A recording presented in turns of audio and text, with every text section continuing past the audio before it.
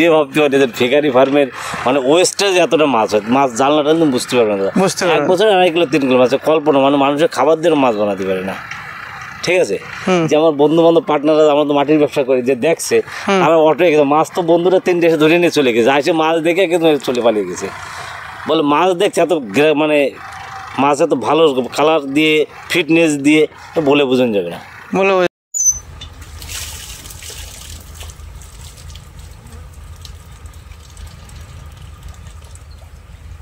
নমস্কার, কেমন আছেন আপনারা? আশা করি সবাই ভালো আছেন।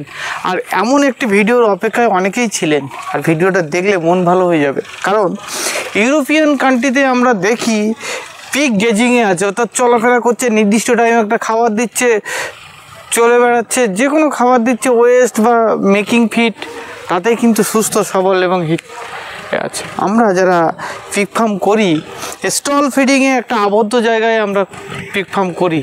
আজকে এমন একটা পিক ফার্মের সন্ধান দিচ্ছি উত্তর 24 পরগনার সংহতি স্টেশনের কাছে। এটা হচ্ছে আমাদের অত্যন্ত প্রিয় এবং আমাদের গ্রুপ মেম্বার চিন্ময়দা আমাদের থেকে ট্রেনিংও নিয়েছিল। হ্যাঁ, ভালো কথা আর একটা বলে রাখি, আগামী 21, 22 এবং 23 এই 3 দিন এই pick farm training and research institute of India কিন্তু ট্রেনিং অর্গানাইজ করেছেন। আর এই যে ফার্মার দেখেছেন, ইনিও কিন্তু আমাদের থেকে ট্রেনিং নিয়েছেন। আমরা সেই সব ডেভেলপ ফার্মারকে আপনাদের সামনে তুলে ধরছি এবং কেন তিনি এই গেজিংয়ে আনলেন শুনে নেব, এবং এতে পিকের হেলথের ক্ষেত্রে কতটা এফেক্ট পড়ছে সেটা দেখে নেব। আর আপনি যদি আমার চ্যানেলে নতুন হয়ে থাকেন, অবশ্যই চ্যানেলটাকে সাবস্ক্রাইব করে আমাদের সঙ্গে থাকবেন। তো ইউরোপিয়ান কালচারে যে গেজিং এরিয়াতে পিক পালন হয় আর আমরা করি স্টল ফিটিংয়ে একটা আবদ্ধ জায়গায়, দুটোর মধ্যে পার্থক্য কী, পিকের কতটা স্বাচ্ছন্দ্য বোধ করে, কিভাবে বডি ডেভেলপ করে, কিভাবে তার এই ফার্মটা চলছে, সমস্ত কিছু তথ্য এই ভিডিওতে আমরা নিয়ে নেব। তো চলুন এখানকার এক একটা ফার্মারের সাথেও একটু পরিচয় করে দিই আপনাদের, এবং কিভাবে এই সিস্টেম তিনি অ্যাপ্রোচ করেছেন সেটাও দেখাই। আশা করছি ভিডিওটা ভালো লাগবে। তো চলুন ফার্মারের সাথে কথা বলি। আমার দাদা, মানে আমার খুব প্রিয় একজন মানুষ, চিন্ময়দা, কেমন আছে বলো? ভালো। অনেক দিন আগে এসেছিলাম। কবে এসছে এত ফোন করি, তাদের টাইমে পাবো না। আসলে মনটা খুব ভালো লাগে। অ্যাকচুয়ালি আমাদের যখন আমরা এই pick farm training and research institute India যখন প্রথম ট্রেনিং অর্গানাইজ করে, প্রথম বেজে তুমি ছিলে না? হ্যাঁ, প্রথম বেজে। চিন্তা করো, এই প্রথম যে আমাদের ব্যাচ ছিল সেই ব্যাচ 2022 না 23? 2022-এ যখন আমরা ট্রেনিং শুরু করি তখন কিন্তু আমাদের কাছ থেকে দাদা ট্রেনিং নিয়েছে। আর দাদা তখন একটা ছোট্ট 8-10টা মাল দিয়ে শুরু করেছিল। এবং সবথেকে বড় জিনিস, এই পিছনের যত জলাশয় যাচ্ছে ওয়েস্টটা কিন্তু এখানে পড়ে। ব্যাপক সংখ্যা মাছ কিরম পেয়েছে বলো? সেদিনকে তো ধরে বিক্রি করলাম, 40,000 টাকা মাছ বিক্রি করেছে সেদিন বিক্রি করলাম। আচ্ছা, মোটামুটি বছর শেষে বলো খোসা কাটা মাছ যাচ্ছে না, 1 বছরে আমার মাছের সাইজ, কাতলা মাছের সাইজ 2 কিলো 2.5-3 কিলো হয়ে গেছে। 2 কিলো 3 কিলো 1 বছরে? এখন এটা দেখা দিতে পারবো, এটা কোনো গল্প নয়, এটা কোনো গল্প নয়, এটা বাস্তব। আমিও ভাবতে পারিনি যে মাছটা এত। আচ্ছা, আমরা আগে জানতাম দাদা পিগের ওয়েস্টে এই রুই কাতলা এই ধরনের মাছ হয় না, কিন্তু এটা সম্ভব হচ্ছে কি? রুই কাতলা চিংড়ি সবচেয়ে ভালো হয়। চিংড়িও ভালো হয়? সবচেয়ে ভালো হয় আমার চিংড়ির, ধরো তোমার 8-10টা কিলো এসে গেছে। 8-10টা কিলো মানে গলদা চিংড়ি? বলো কি এই পুকুরে? খাপ দিয়ে এখনই দেখাই দেবো, খাপ দিয়ে একদম দেখাই দিয়ে দিব। বাস্তব চিত্রের একটা নমুনা আপনাদের অবশ্যই দেখাবো। আচ্ছা চিন্ময়দা, তুমি অন্য প্রফেশনে অন্য একটা সিগারেট ব্যবসা করো, তুমি সেখানে তুমি প্রতিষ্ঠিত লোক, হঠাৎ করে ফিগারিতে কেন চিন্তা ভাবনা হলো? অ্যাকচুয়ালি আমার জমির ব্যবসা আছে, প্লাস মাটির ব্যবসা আছে। পুকুর হয়ে যায়, তা পুকুর হলে মাঝে মাঝে মানুষের মাছ ধরে নিয়ে যেত পুকুর থেকে। তো তখন আমি ভাবতাম আমার মাছগুলো ধরে নিয়ে যাই, আমি এটা কী করতে পারি, কী করলে আমার মাছগুলো মানুষের ধরবে না। তো তখন থেকে আমার মেমোরিতে কাজ আসলো, কী করে ধরবে না। তখন আমি বললাম পিকারি ফার্ম করবো। আমি পিকারি ফার্মগুলো ওয়েস্টটা যখন দেবো তখন এখানে আর কেউ, এখন সেটাই হয়েছে, পিকারি ফার্ম করার পরে কেউ এখানে পুকুরে নামে না, আমি দিব্যি মাছও ভালো পাচ্ছি, আর কোনো ধরাধরি কেউ কিছু করছে না। ঠিক আছে, মানে পিকের ওয়েস্টটা দেওয়ার ফলে আর কেউ মাছ চুরি হচ্ছে না, সবকিছু ঠিকঠাক আছে এখন, কোনো হেডেকই নেই এখন। আচ্ছা, বছরে কত বড় পুকুর এটা তোমার? আমার এটা এখন যা আছে টোটালি 15 বিঘার মতন আছে। 15 বিঘার মতো? পুকুরটা কত বড়?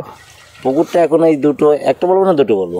দুটো পুকুরে কত বড় আছে? দুটো মিলে ধরো আমার 10 বিঘার মতন আছে। 10 বিঘা মতো পুকুর আছে? পুকুর আছে। আচ্ছা 10 বিঘে পুকুরে যদি ঠিকঠাক মতো পিকের ওয়েস্টটা দিয়ে খাবার, মাছের খাবার তৈরি হয়, কত মাছ করা যায় বছরে কিরকম? 3 বিঘে ধরে এখন যেটা আমি আইডিয়া করছি, আমার যে মাছ আছে আমার 1,25,30,000 টাকা হবে। 1,30,000? 25,30,000 টাকা এসে যাবে। কত টাকার মাছ ছাড়া ছিল? মাছ ছাড়ছিলাম 20,000 টাকা। 20,000 টাকায় 1,25,30,000 টাকা। এটা তো এক্সট্রা কোনো খাবার দিচ্ছেন না। একদম ওই যে দেন, এই যে বাবু এটা এইদিকে ছবি, এইদিকে দেখাও, এই দেন। ওই সব একদম। আর এইখানে হচ্ছে দাদার একটা মা আছে। দাদা এটা তো নতুন করেছো নাকি? নতুন ছিল, মাদারের জন্য একটু করলাম ওই বাচ্চা দেওয়ার পর এটাকে। আচ্ছা আচ্ছা, এখানেও একটা মা আছে বেশ বড়। এটা প্রেগনেন্ট? বাচ্চা দেব, 2-1 দিন তো বাচ্চা। ও এই জন্য একে আলাদা একটা রুমে রেখেছো নাকি?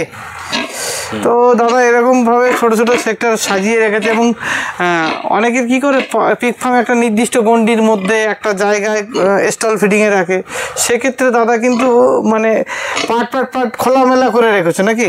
মানে এদিকে বাচ্চা আছে, একটু বাচ্চাগুলো দেখাই।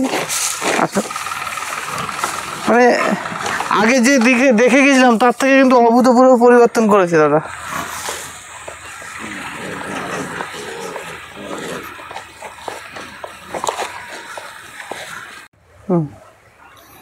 এই হচ্ছে দাদার বাচ্চা, ঠিক আছে। এখানে বাচ্চা কত পিস আছে দাদা? 12 মারা গেছে, টেম্পারেচার কমে যাচ্ছিল বলে। হ্যাঁ, ওটাকে আমি বিক্রি করে দিয়েছিলাম। তাও মা এরা খাবার ধরে নিয়েছে তো? দুধ খেয়ে খাবার ধরে নিয়েছে। ঠিক ঠিক ঠিক। এবার দেখা যায়, ওকে ওপরটা একটু। তো এখানে আমার দাদাকে দেখাতে বলবো, এইটা দাদার একদম রুম। সেখানে দাদা এখানে কি সব মাল এসে ঢুকে যায়? সকাল 8টার দিকে খাওয়াই ছেড়ে দিই। হ্যাঁ, 10টা-11টা অব্দি এখান থেকে রোদ্র হলে এর মধ্যে ঢুকে যায়। রোদ্র হলে এর মধ্যে ঢুকে যায়। বিকেল 4টার দিকে সব বেরিয়ে যাবে। সকালে এক্সারসাইজ করা ভালো জায়গা হয়েছে।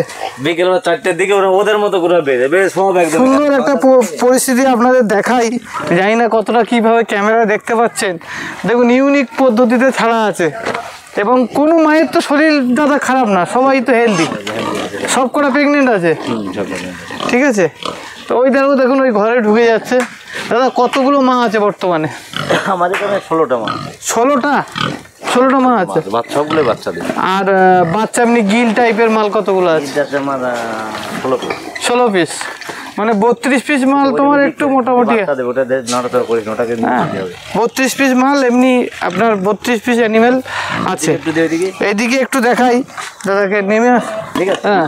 এটা করার পর আমার ডাক্তারের সমস্যাটা অনেকটা মিটে গেছে। মানে ডাক্তার আনতে হচ্ছে না আপাতত? প্রায় 6 মাস হলো আমার ফার্মে কোনো ডাক্তার আসে না।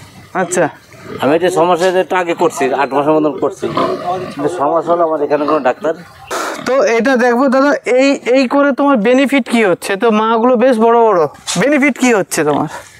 প্রথম তো এখন বেনিফিট কদিন পরে বুঝতে পারে। মানে ডিজিজ টিজিজ কি আগে থেকে কমেছে না? সব কিছু কম এখন, সব কিছু কম। মানে রোগের দিক দিয়ে অনেকটা। আমি 100 মধ্যে 99 মোটামুটি যা দেখছি নেই। খাবার কত দিচ্ছ সারাদিনে? খারাপ যায় না খাবার তো, প্রতিদিন প্রায় আমার 1200-1400 টাকার খাবার যায় না। একটা মা কত করে খাচ্ছে? একটা মা ধরো 70 টাকা। 70 টাকা ডেলি? ডেলি। মানে এখানে খাবার ততটা কিছু পাচ্ছে না, এটা গেজিং এর জন্য। এখানে মাঝে মাঝে ওদিক নিয়ে যাবো, বাবা সেই ডিসিশন নিচে দিকে দেখে বাবু, ওইটাই নিয়ে যাবো, ওইটা বাড়াবো তো। ও আচ্ছা, এটা পুরোটা বিক্রি দেবো, মানে পুরোটাই নেট দিয়ে ঘেরা আছে, বিক্রি দেবো, ঠিক আছে। মানে আপনাদের কম লাগে তখন, বিকেলে ছাড়লে একটা খাবারটা কম লাগে। মানে দেখায় পুরোটাই নেট দিয়ে ঘেরা আছে দাদা, ওই গেজিং এরিয়ার মধ্যেই থাকছে, ঠিক আছে। এবং এটা করে তো দাদা হেলথ ভালো আছে, দেখা যাচ্ছে তো সামনেই তো তোমার রয়েছে। তো অ্যানিমেলের আমি আগে যেরকম দেখে গেছিলাম দাদা, যে আগের যে কালার যেরকম ছিল, এখন কিন্তু একটা পিঙ্ক কালার ভাব এসে গেছে সবার মধ্যে, দেখতে পাচ্ছি। হেলদি কতটা বলো? এবং হেলদি। খাবার কি খাওয়াচ্ছে বর্তমানে? খাবার দীপঙ্করদার কাছে ওখান থেকে আনছিলাম, খাওয়াচ্ছিলাম গরুর যে খাবারটা, আচ্ছা ওইটা খাওয়াচ্ছিলাম। দীপঙ্করদার খাবারটা স্টারফিটটা খাওয়াচ্ছে। এতে রেজাল্ট কি বুঝছেন? ভালো বুঝছেন না? সব মালের হেলদি আছে তো, দাদার খাবার আনা পরে দিয়ে ওটা ভালো ছিল, এটা হেলদি খারাপ না খাবারটা। গায়ের কালারটা তো চেঞ্জ হয়ে গেছে পুরোটাই। তো সব মানে আমার যে ছোট ভাই গিলগুলো আছে, এগুলো সব দীপঙ্করদার মানে দাদার খাবার খাচ্ছে। এই গিলগুলো সব ওই স্টারফিটই খাচ্ছে? আচ্ছা, এগুলো গিল্ট। আর এইরকমভাবে একটা গেজিংয়ের এরিয়া রেখেছে দাদা। এবার রাখার পরে দাদা প্রথম যখন শুরু করেছিল 7-8টা নিয়ে শুরু করেছিল, এখন প্ল্যানিং কি মনে হচ্ছে? এখন তো আমি ওইদিকে সেট আপ মোটামুটি আমি 100 মতন 100 মতো টার্গেট ওখানে ওই জায়গাটি দেখা পাবো। এই জায়গাটা কতটা জায়গা ভরাট করছেন দাদা? এটা মোটামুটি 8 কাঠার মতন আছে। 8 কাঠা? 8 কাঠা রাখছি। আর পুকুরটা কত? এটা টোটাল আমার এই জমিটা আছে এরিয়া তোমার 4 বিঘার মতন। 4 বিঘা? মানে 8 কাঠা আমি করছি। এটা আপনাদের দেখাই, নতুন সেট আপ করছে 8 কাঠা পুরোটা রাউন্ড জায়গার উপরে, আর পিছনে প্রায় 10 বিঘা 8-10 বিঘা 10 বিঘা পুরো পুকুর হচ্ছে, মাটি কাটা চলছে। আর কি পুরোটাই পিকারির জন্য প্ল্যান করছেন নাকি? একদম মেমোরিতে আগে থেকে ঢুকে রেখেছে। আগে থেকে ঢুকে রেখেছে। একটা সেট আপ আমি করবো, এটা আমার ইচ্ছে আছে আমি দোতলা সেট আপ করবো। দোতলা সেট আপ? দোতলা সেট আপ করবো। এটা মানে নিচে একটা থাকবে, উপরে একটা সেট থাকবে। সেটা আমার একটা স্বপ্ন। আচ্ছা, আমি একটা দোতলা সেট আপ, এই জন্যই জায়গাটা আমি বেছে নিয়েছি যে মানুষের দূরত্বে এখানে কোনোদিন কোনো ডিস্টার্ব আমার হবে না, বলবে না যে এখান থেকে চলে যাও, এই জন্য এখানে আমি দোতলা সেভাবে একটা সেট আপ করব। পিকারির সাথে সাথে কি পুকুরটা রাখলে কি অ্যাডভান্টেজ হয় দাদা? পিকারির সাথে ধরো তুমি পুকুরটার অ্যাডভান্সটা যাইতে হয়, তার খাবারের টাকা হোক, খাবারের টাকা না, ঠিক একটা লেবার যে খরচটা এটা ওখান থেকে বেরিয়ে আসতে পারে। মানে একটা লেবার যে দেখভাল করবে তার পয়সাটা পুকুর থেকে আরামসে বেরিয়ে যায়। মানে বছরে যেটুকু হবে পুকুরের মাছে সেটা লেবারের পয়সাটা বেরিয়ে যাবে। সেরকম আমার হচ্ছে, মানে আমি যেটা করে আসছি, মানে আমি যেমন ফল আছে ডিসিশন যেটা আছে, আমি যদি 1 লাখ টাকা মাছ বিক্রি করি, আমার একদম ফুল লেবারের টাকাটা হয়ে যাচ্ছে। আমি 8,000 টাকাতে একটা লেবার রাখি, 8-10-80,000 টাকা, ওই 1 লাখ টাকা। 1 লাখ টাকা একদম। মানে কোনো মানুষ যদি 10,000 টাকা দিয়েও একটা লেবার রাখে, তারপরেও তার সব মেনটেন্যান্স এর উপর দিয়ে উঠে আসে, তাই না? সে আমার ব্যাপার তো সেটা দেখছে, এখন কার ব্যাপারে কি হবে এটা তো দাদা আমি বলতে পারবো না। ঠিক ঠিক ঠিক ঠিক আছে। আমি যেটা এবার ধরছি, যেটা মাছ আমি ফার্স্টে ভিতরে বললাম 40,000 টাকার মাছ ধরছি, এখনো মাছ যেদিন ধরি সব বেরিয়ে গেছে, মানে জাল ধরছে লাভ দিয়ে মানুষ ওভারটেক করে কাতলা মাছ বেরিয়ে যাচ্ছে, কাতলা মাছ বেরিয়ে যাচ্ছে, আপও ধরতে পারিনি এরকম মনে হচ্ছে। মাছ দেখে খুশি হচ্ছে তো আমি নিজে ভাবতে পারি যে ফিকারি ফার্মের মানে ওয়েস্টেজ এতটা মাছ হয়, মাছ জানলাটা একদম বুঝতে পারবে না। 1 বছর 2.5 কিলো 3 কিলো মাছ কল্পনা, মানে মানুষের খাবার দিয়ে মাছ বানাতে পারে না। ঠিক আছে। যে আমার বন্ধু বান্ধব পার্টনাররা, আমরা তো মাটির ব্যবসা করি, যে দেখছে আমরা অটো গেছে মাছ, তো বন্ধুরা 3 এসে ধরে নিয়ে চলে গেছে, আসে মাছ দেখে কিন্তু চলে পালিয়ে গেছে, বলে মাছ দেখছে এত মানে মাছ এত ভালো কালার দিয়ে ফিটনেস দিয়ে বলে বোঝানো যাবে না, বলে বোঝানো যাবে না। ব্যাপকই। তো সবচেয়ে বড় জিনিস হচ্ছে এই যে দাদা ফার্মটা করছে, ফার্মের সাথে যদি আপনারা এই ওয়েস্টটাকে ঠিকঠাক ব্যবহার করতে পারেন, এই ওয়েস্টটা ম্যানেজমেন্ট করতে পারেন, তাহলে কিন্তু লাভ্যাংশের পরিমাণটা বাড়বে, তাই না দাদা? আর ওদিকে খরচের পরিমাণ একটু কমবে, একটা সাপোর্ট দেবে এটা। তো এইটার উপরে ঘিরে দিলে তো খাবারটা একটু কম লাগে, যেদিন খেতে বাইরে বেরোয় খাবার আগে চলে একটু কম লাগে, মানে গেজিং এরিয়া দিলে খাবারটা কম লাগে, কম লাগে। হেলথের দিকটা কেমন থাকে? হেলথের দিকটা তো ওই যে দেখিয়ে আনলাম, হেলথের দিকটা কেমন মা একদম খারাপ না তো, আর কোনটা বিল বলো মাদার বলো কোনটা চেহারা তো খারাপ মনে হচ্ছে, আমার তো মনে হচ্ছে না কোনোটাই খারাপ নেই। আর তোমার আগের যে পরিস্থিতি আমি দেখেছিলাম, কিন্তু বর্তমানে কিন্তু অভূতপূর্ব পরিবর্তন এসে গেছে, তাই না? তো মেমোরিতে এইটাই ঢোকে সবসময়, কী করবো, কীভাবে বাড়ানো যায়, কীভাবে করা যায়। মাটির ব্যবসা করি, জমির ব্যবসা আছে, সাইডে একটা শখ, আমার একটা শখ ছিল আমি একটা ফার্ম করবো, মানুষ বললো একটা ফার্ম আছে, ঠিক আছে। ঠিক ঠিক ঠিক, এই জন্যই চেষ্টা করে যাচ্ছি, এখন ভগবান যেটা করে সেটাই তো হবে না। তো ঠিক আছে দাদা, অনেক অনেক ধন্যবাদ তোমাকে, অনেক টাইম দিলে। আর আগামী দিনে তোমার এই প্রজেক্টটা সাকসেস হোক, এই প্রজেকশনে আবার নতুন কোনো কন্টেন্ট আমরা এনে মানুষের সামনে দেখাবো। ঠিক আছে, খুব ভালো থাকো দাদা।